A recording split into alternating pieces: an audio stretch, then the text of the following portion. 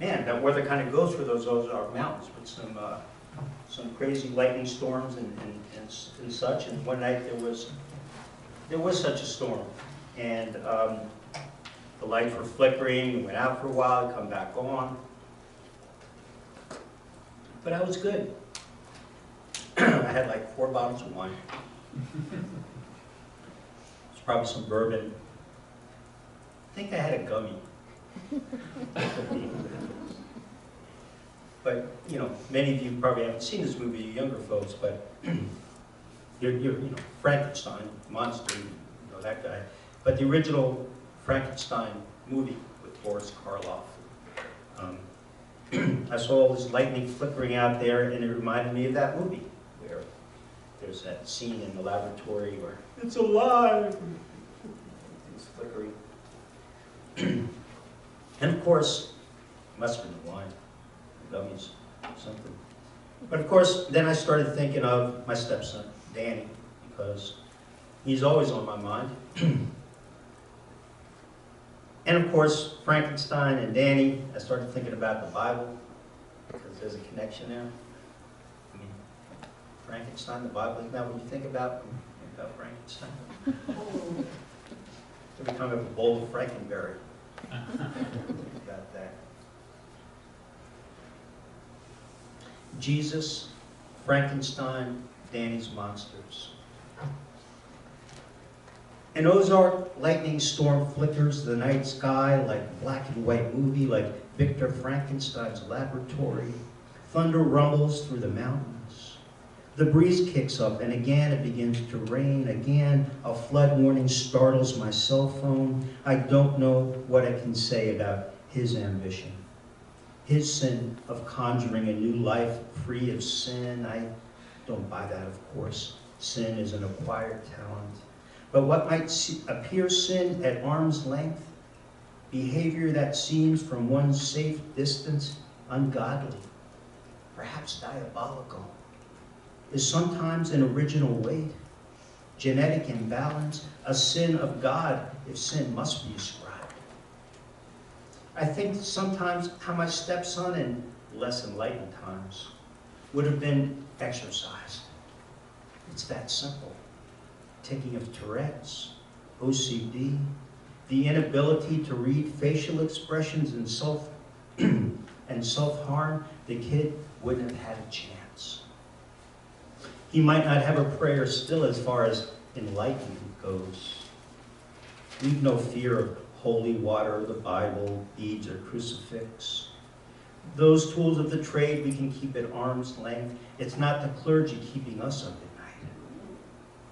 Frankenstein wanted to father a being without defects, but the monster was stitched together with human parts, so quickly learned of human sin, how it feels to be shunned by even one's creator. I can't help but sympathize with Victor. The Synoptic Gospels credit Jesus for the exorcism of a demonically possessed, moonstruck boy, foaming at the mouth and unwilling to speak. How much longer must I be among you? Jesus asked the crowd. A faithless generation, he christened them, before the boy's father explained that the child's suffering began at birth. It was epilepsy. We know that now. No demon at all. Jesus Christ then was a doctor, not an exorcist. And this detracts not at all from the miracle. I believe, help my unbelief, the man had begged, and so would you in similar circumstances. Again, that flashing of lightning, again, I'm in the lab, ready to pull any damn switch, confront any damn God blocking my way. That's what I choose to think, sure. Another boom shakes the window, more pelting rain. Later, Jesus revealed to the disciples why they'd failed in their attempts to cure the boy. This kind, said the Savior, can come out only through prayer. How much longer, he asked, must I be among you? As if he had something better to do than heal the sick. The electricity has failed. I light beeswax candles to keep the child's monsters at bay. I should don my purple hoodie and take a long walk in the rain. Such sacrilege and miracles. And no sane place to keep our grief. I believe. Help my unbelief.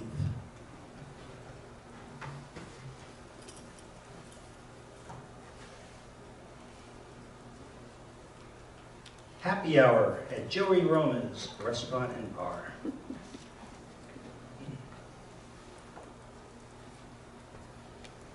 The guy at the end of the bar had been drinking vodka martinis for 2 hours, swiveled his stool as if making a difficult decision, and had just decided to act. Bathroom break, I thought.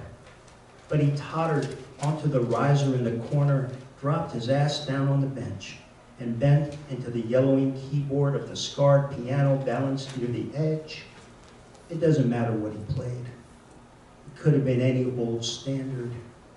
But the thing is, his delicate interpretation, how everyone stopped talking to listen for 5 minutes or so before he collapsed into a discordant heap, and then how most looked away and resumed conversations, ordered another round, twirled spaghetti on a fork. It all seemed part of the act, nothing to see here, and when in Roma's, I've always wanted to be that stranger who materializes in a bar, has a few cocktails among locals, then sits down before the altar of all sad melodies, cracks his stiff knuckles, and begins to play. I cut out the last 2 lines of the poem. I do that. All my other books have like edits, so, you know, who was it? Valerie. Paul Valerie said, the poem is never finished, it's only abandoned, and I really believe that, so I continue to edit poems. Yeah. So, I'll leave you with one last poem. So I'm on the road a lot, giving readings and such, and while my wife's at home.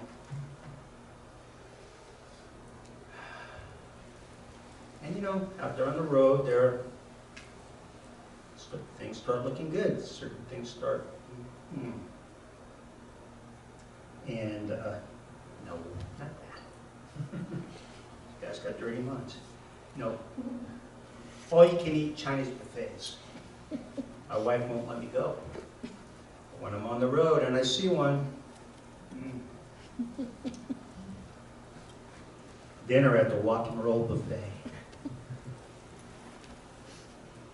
Guilty is how I feel on the road. Floozies sing to me from the hotel's lobby bar. Floozies seem everywhere, multiplying as if I travel a hall of mirrors. But across the service road is all I can eat. Watch me. Brave rush hour traffic and remain faithful to you. A Chinese buffet is where the overweight take their last meals. It worries me to death that I'm here. Try not to stare. Consider instead the grease congealed on your china. Every trip to the trough requires another clean plate. Signs are hung to remind you the dishes are scratched. Decorative rims have faded with the washing. A Chinese buffet is a whorehouse. Still, fat people arrive. The hostess loses her face. She whispers in her daughter's ear, tell them in back, more kung pao, more beef on a stick. She dreams thousands of deep fryers orbiting Earth, watches them glisten like stars. The fat people change and grow unearthly, unaffected by gravity. They gracefully maneuver space around steam tables, steel serving spoons held daintily in their swollen hands. Walk music clatters through the tiny kitchen window. She hates this dying from hunger. She hates how her face changes when she sees them at the door, the fat ones, the sad ones. How the restaurant loses money on them. How, after eating their weight in egg rolls, they rise coke-bloated angels. Generous tips blazing the red tablecloths, as if generosity could make up the difference, as if guilt was a toll road, and here I paid. So good night. There's ice cream on a chubby boy's shirt. He's smiling, and his oversized eyes are absurdly beautiful. I've given in my love to desire so that I might die, fat in your arms.